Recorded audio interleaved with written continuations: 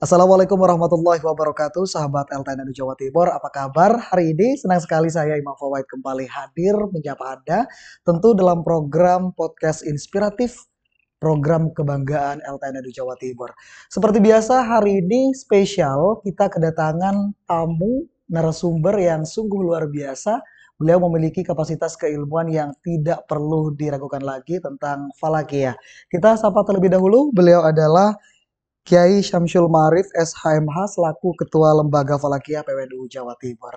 Assalamualaikum Kiai. Waalaikumsalam Masya warahmatullahi Allah. Hari Alhamdulillah. ini kabarnya bagaimana Kiai? Alhamdulillah sehat walafiat. Sehat Alhamdulillah. walafiat. Sibuk banget kayaknya Pak Kiai. Oke, hal biasa menyibukkan diri. Menyibukkan diri. Kudu harus dijaga kesehatan Pak Iya, Kiai. amin, Cuacanya amin, juga nggak amin. mendukung Oke. ini Pak Kiai. Iya. Baik Pak Kiai, kita hari ini itu akan membahas salah satu tema yang kadang menjadi perbincangan di tengah masyarakat terkait dengan falak di ujung tahun 1446 Hijriah, relevansi antara hisab dan juga ruqyat Pak Kiai. Namun sebelum kita membahas materi tersebut, kita simak terlebih dahulu profil dari LTN Jawa Timur. Berikut ini. Assalamualaikum warahmatullahi wabarakatuh. Selamat datang di studio Lembaga Taklif wan Nasyr PWNU Jawa Timur. Berpegang pada prinsip al-muhafadzatu ala qadimis sholih wal akhdhu bil jadidil aslah. Memelihara tradisi lama yang baik dan mengambil kebiasaan baru yang lebih baik. Karena itulah Lembaga Taklif wan Nasyr PWNU Jawa Timur mengembangkan tugas penulisan dan penerbitan karya ulama dan kebijakan Nahdlatul Ulama ke media kekinian, dari kertas ke platform digital dan dari tulisan ke konten digital, sehingga NU tetap relevan dalam bidang tugas di era kekinian. Sekali lagi, LTN NU Jawa Timur siap berkolaborasi dengan badan otonom, lembaga di lingkungan pengurus wilayah Nahdlatul Ulama Jawa Timur, dan institusi lainnya. Terima kasih.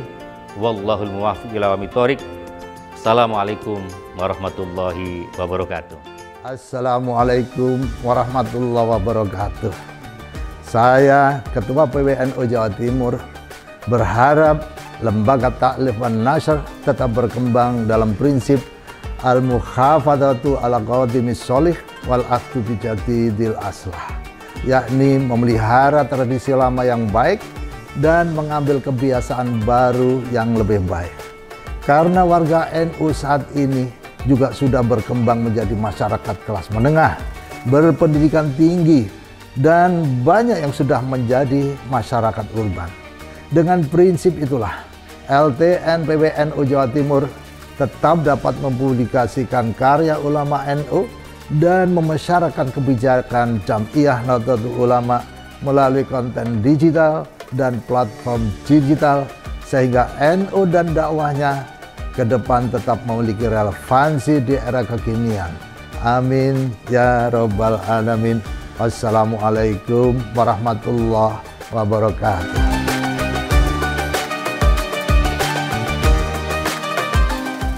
Baik, terima kasih Anda masih bersama kami tentu dalam program podcast inspiratif, program kebanggaan LTN Jawa Timur. Kita akan membahas topik yang tadi sudah disampaikan Pak Yai. Ini kan kita akan membahas terkait dengan bagaimana yang sesaat lagi ya pergantian tahun begitu Pak Yai. Kira-kira bagaimana sikap lembaga falakiyah dalam menentukan hisab dan ruqyat di tahun 1446 Hijriah Pak Yai? Alhamdulillah, Lembaga Falakiyah sebagai bagian dari kabinetnya PWNU, Kabinet. lembaga yang khusus menangani tentang hisab ruqyat. Di tahun 1446 Hijriah ini, di ujung tahun adalah di bulan awal Dzulhijjah. Dzulhijjah, di mana bulan ini bagian dari krusial terkait rukun Islam berupa haji. Setelah haji ada Idul Adha, kemudian ada juga Tasrek, di mana pada saat hari raya Idul Adha maupun Tasrek adalah hari di mana diharamkan puasa. Nah, terkait awal Dzulhijjah tersebut, maka Lembaga Falakiyah telah melaksanakan proses perhitungan ilmu falak dari beberapa metode, tentunya adalah metode yang hisab tahqiqi, bitadqiq kontemporer sebagai acuan lembaga falakiyah dalam menentukan awal bulan Hijriah. Namun hisab tersebut hanyalah prediksi saja sebagai acuan untuk penentuan awal bulan Hijriah. Namun dalam Nahdlatul Ulama, penentuan awal bulan Hijriah ini tidak berdasarkan hisab, namun berdasarkan ru'yatul hilal. Ru'yatul hilal adalah pengamatan bulan sabit saat di akhir bulan pasca ijtima atau konjungsi. Kemudian hasil ru'yat hilal tersebut akan dilaporkan ke PBNU sebagai struktural yang paling tinggi di Nahdlatul Ulama.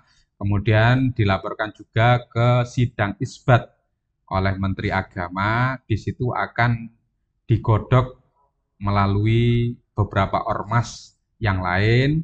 Kemudian Menteri Agama akan menetapkan, mengisbatkan penetapan awal bulan Hijriah yang kaitannya dengan awal bulan Dzulhijjah tersebut.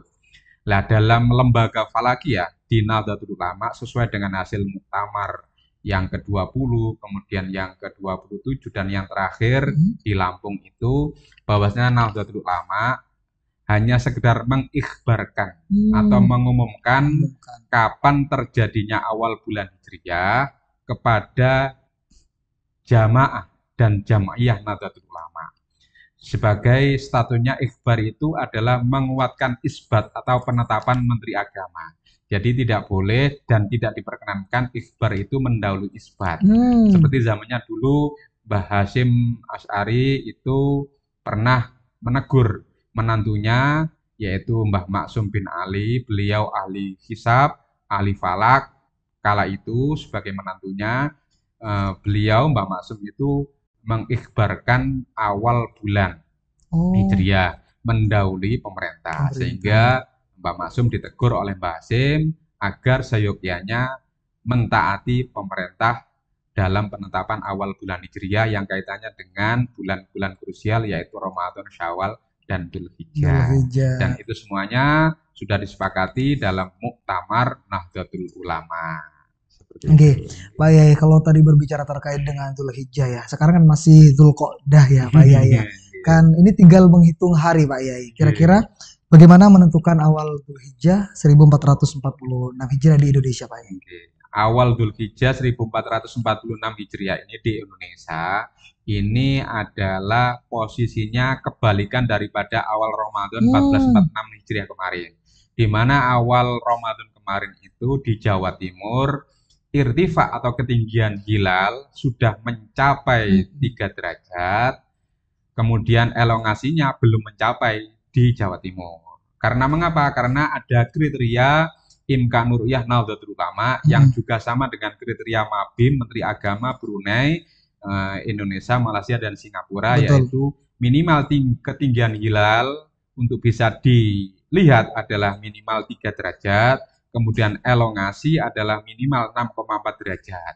Sedangkan awal Dzulhijjah ini kebalikan daripada awal Ramadan nanti, yaitu kalau di Jawa Timur tinggi hilalnya belum mencapai 3 derajat, masih kisaran di bawah 1 derajat. Hanya saja elongasinya sudah mencapai. Nah, ketika salah satunya ketinggian hilal maupun elongasi belum tercapai, maka kemungkinan hilal terlihat di Jawa Timur ini belum bisa memungkinkan. Beda dengan Aceh, karena ketinggian hilal yang paling tinggi di Indonesia itu ada di Sabang, di Aceh.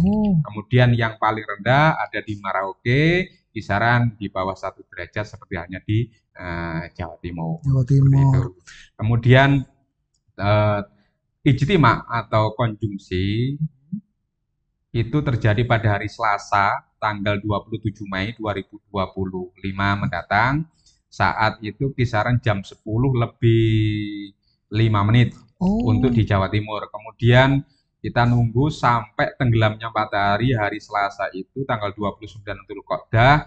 Ketika umur hilal antara ijtima sampai tenggelamnya matahari ada kisaran 7 jam. Kemudian ketinggian hilalnya di Jawa Timur masih di bawah 1 derajat, maka kemungkinan hilal belum bisa terlihat di Jawa Timur. Jadi posisinya menunggu Aceh tenggelam matahari kisaran jam 7 malam. Kemudian ketika Aceh berhasil terlihat, maka akan dilaporkan ke PBNU. Kemudian lembaga falakiyah dimanapun berada tetap mengikuti instruksi ikhbar dari PBNU dari hasil Aceh tersebut. Betul. Kembali lagi bahwasanya Nahdlatul Ulama itu mengikuti pemerintah sebagai ulil amri itu harus berdasarkan dengan ru'yatul hilal. Jadi isbat itu wajib ditaati dan wajib diikuti oleh NU bila mana atas dasar ru'yat. Bila mana isbat pemerintah penetapan awal bulan Hijriah bukan tidak berdasarkan ru'yat melainkan berdasarkan hisab, maka NU tidak wajib untuk mengikuti isbat pemerintah tersebut. Itu tercantum di hasil muktamar Nahdlatul Ulama. Oke, baik. Ini kan kalau kita berbicara terkait dengan Dzulhijjah ya, ini masyarakat Muslim di seluruh dunia, termasuk di Indonesia juga merayakan Hari Raya Kurban, Pak Yai. Nah, kira-kira haruskah sama sih Idul Adha di Indonesia dan juga Idul Adha yang ada di Arab Saudi dalam pemahaman LVNU itu bagaimana, Pak Yai? Nah, ini perlu juga diperhatikan dari khalayak umum, utamanya warga Nahdliyah dimanapun berada, bahwasanya penentuan awal bulan Hijriah ini tidak sama dengan penentuan waktu ibadah sholat.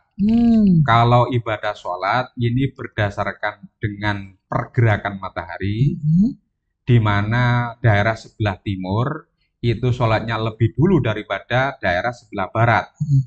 Contohnya subuhnya waktu Surabaya jam 4 lebih 15 menit. Maka Surabaya sholatnya lebih dulu daripada Mekah. Karena kalau waktu sholat disamakan dengan antar daerah Surabaya dengan Mekah, maka Surabaya kalau sama dengan Mekah 4 jam kemudian berarti jam 8 lebih 15 menit baru waktu subuh.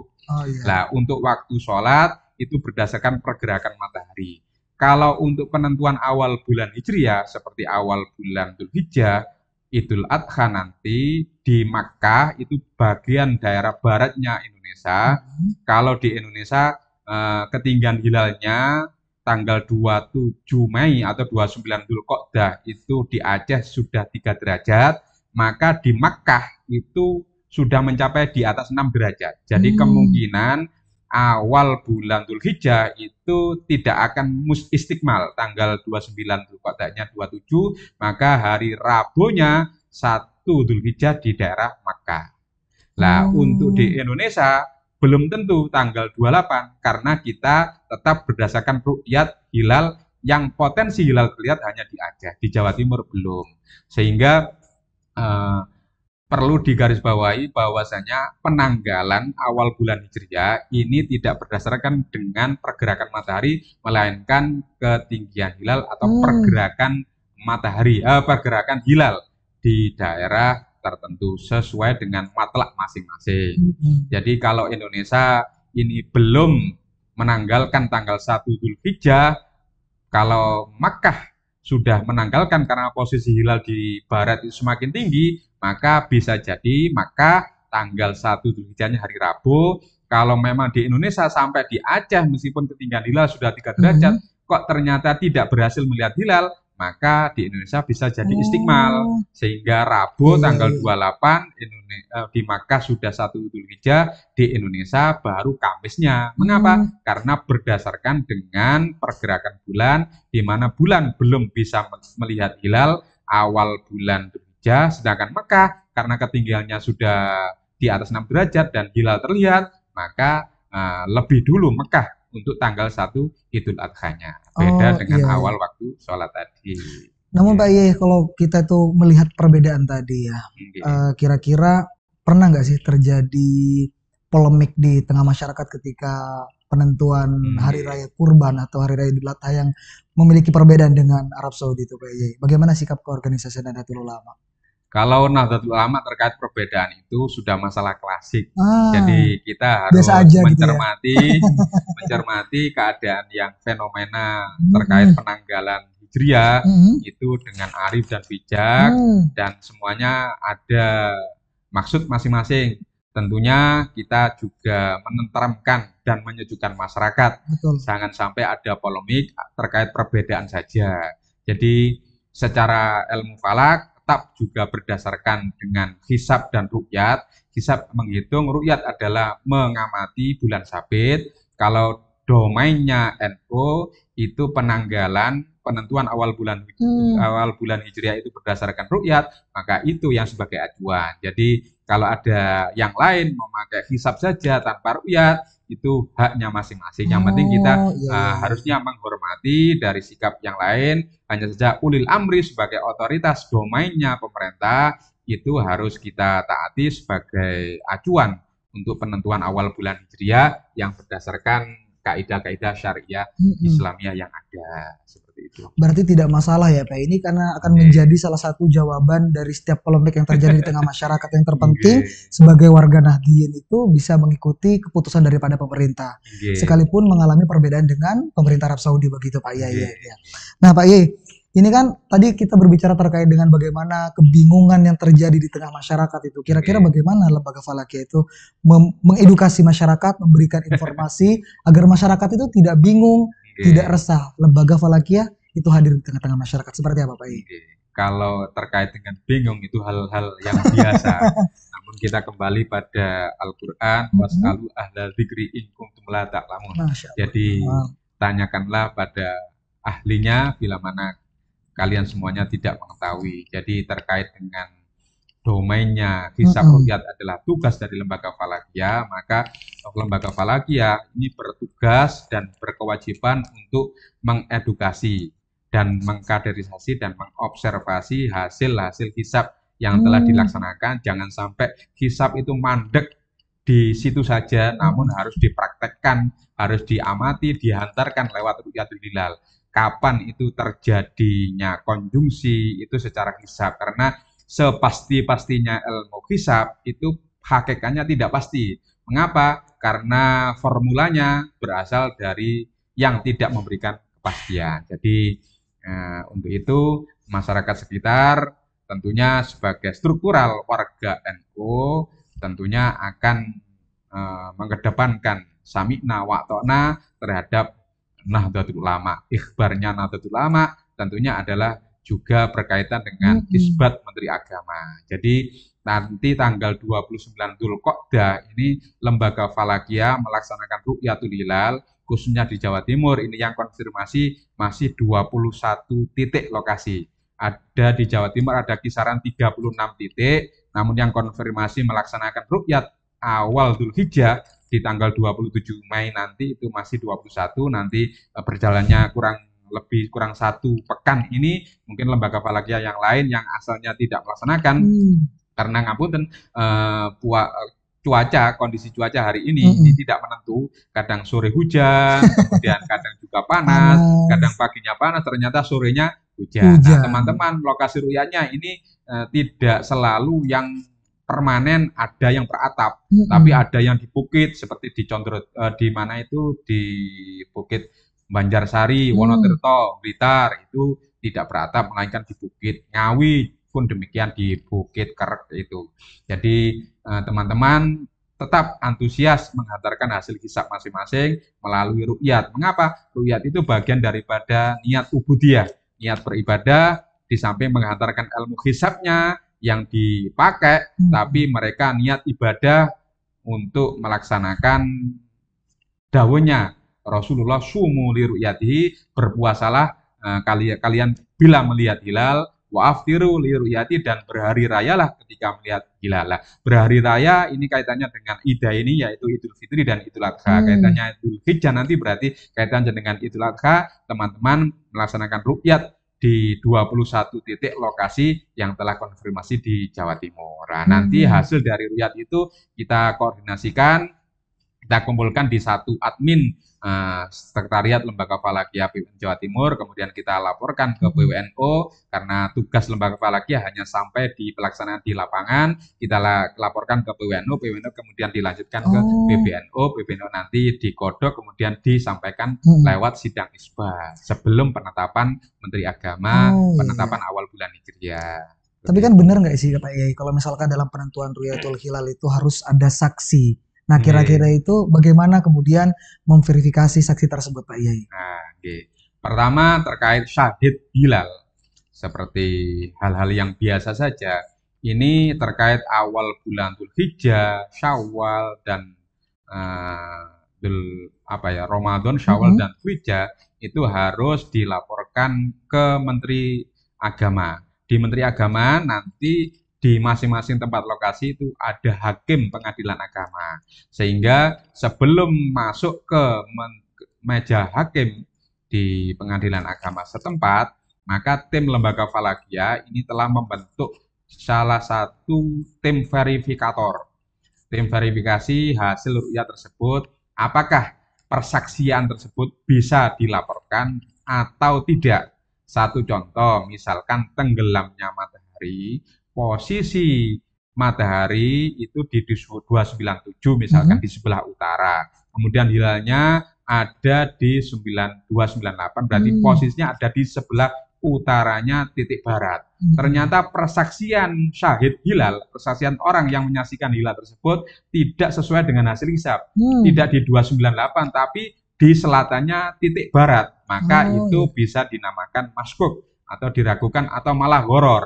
Mengapa? Karena posisinya keberadaan hilal berada itu di sebelah utaranya titik barat, bukan di selatannya. Itu sebagai penolakan syahid hilal. Bisa jadi jamnya saat hilal terlihat itu jam sekian, ternyata sesuai hisab bertolak belakang.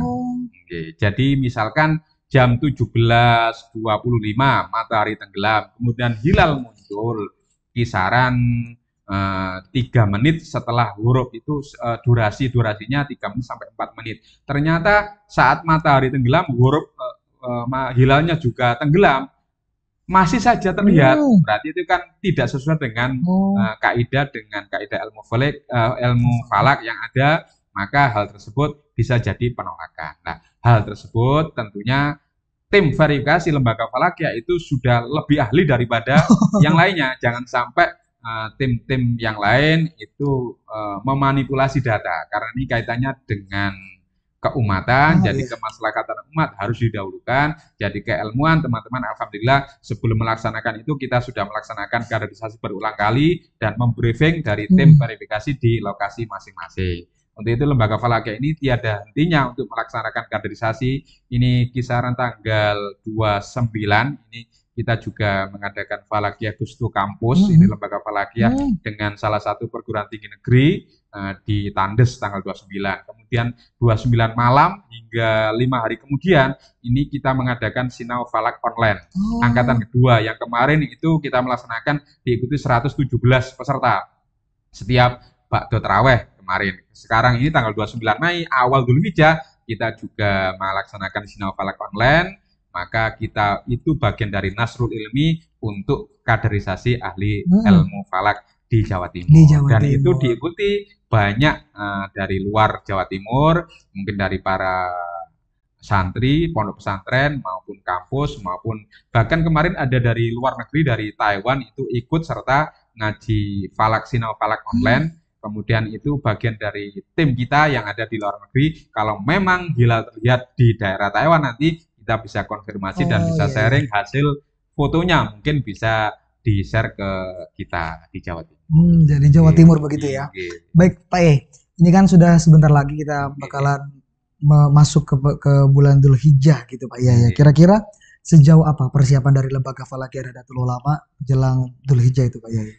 Persiapannya kita beberapa hari kemarin itu kita mengkondisikan teman-teman, pertama mengkoordinir lokasi ru'yat yang benar-benar melaksanakan kegiatan Ru'yatul Hilal, karena terdaftar di data kita ada 36 titik lokasi ru'yat. Kemudian hingga hari ini, hingga pagi tadi itu Lembaga Falakia se-Jawa Timur sudah konfirmasi ada 21 titik lokasi, berarti kurang 15 titik lokasi lagi. Apakah itu melaksanakan? Itu kalau tidak melaksanakan, faktor apa yang jadi penyebabnya? Mungkin lokasinya satu di kampus, kemudian saat liburan, kemudian juga lokasi lain yang sekiranya lokasinya di daerah bukit, jadi naik ke atas saat hujan ini susah. Jadi kita juga menunggu, yang penting 21 titik lokasi ini kita kondisikan benar-benar sesuai dengan persiapan yang ada. Pertama adalah persiapan dari daftar hadir yang undangan, itu tidak hanya lembaga falakiyah saja, melainkan merangkul sinergi dengan Kementerian Agama setempat, kemudian Ormas, mungkin dari Nahdlatul Ulama, dari PJNU, MBJNU setempat, kader-kader falak, kemudian MUI, DMI, kemudian LDI, Muhammadiyah juga diajak ikut serta. Yang penting saat ru'yat nanti itu alangkah baiknya ada hakim pengadilan agama. Dan itu biasanya dikondisikan oleh Kementerian Agama setempat. Kemudian dari situ ada berita acaranya. Berita acaranya dari teman-teman ini mohon disiapkan. Kemudian lagi adalah foto terakhir saat matahari tenggelam. Karena foto terakhir saat matahari tenggelam itu sebagai acuan validnya hilal terlihat atau tidak, baik dengan kasat mata maupun kasat teleskop. Karena kondisi ufuk saat matahari tenggelam terakhir itu sebagai acuan apakah ini valid atau tidak sebagai bagian dari tim verifikasi di Lembaga Falakiyah PBNU. Kemudian lagi juga mencatat posisi hilal kalau memang berada terlihat itu posisinya menghadap mana. Tapi kebetulan di awal Dzulhijjah ini Jawa Timur kan tidak potensi untuk hilal terlihat. Tidak mungkin hilal terlihat karena ketinggian hilal masih di bawah imkan ru'yah, di bawah 3 derajat. Yang ada di Aceh, seperti itu. Dari teman-teman persiapannya ini juga alhamdulillah sudah maksimal. Hanya saja mungkin tinggal undangan yang sinergi antar lembaga, antar ormas dengan Kementerian Agama. Mungkin jelang-jelang hari H itu biasanya ada rapat khusus untuk menyiapkan terkait dengan hal-hal yang berkaitan dengan proses ru'yatul hilal. Oke, Pak Yai, baik, luar biasa. Terakhir banget Pak Yai.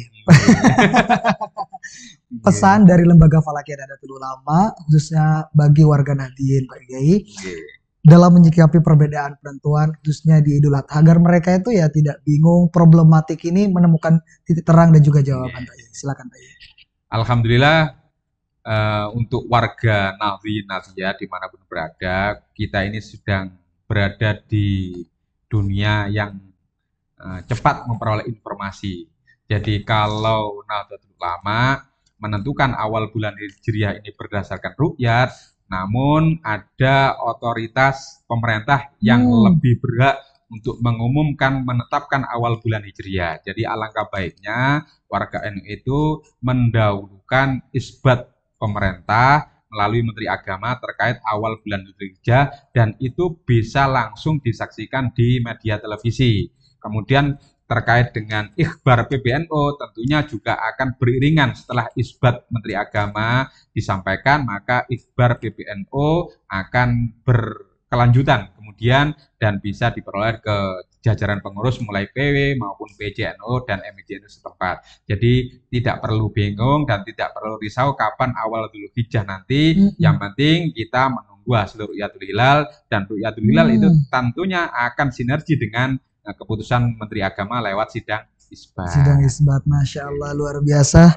Baik, terima kasih banyak Pak Yai. Semoga apa yang kemudian disampaikan Pak Yai tadi itu cukup memberikan pencerahan ya bagi seluruh lapisan masyarakat, terutama warga Nahdien yang seringkali mengalami kerisauan tadi, kebingungan di dalam menentukan hari besar di dalam Islam.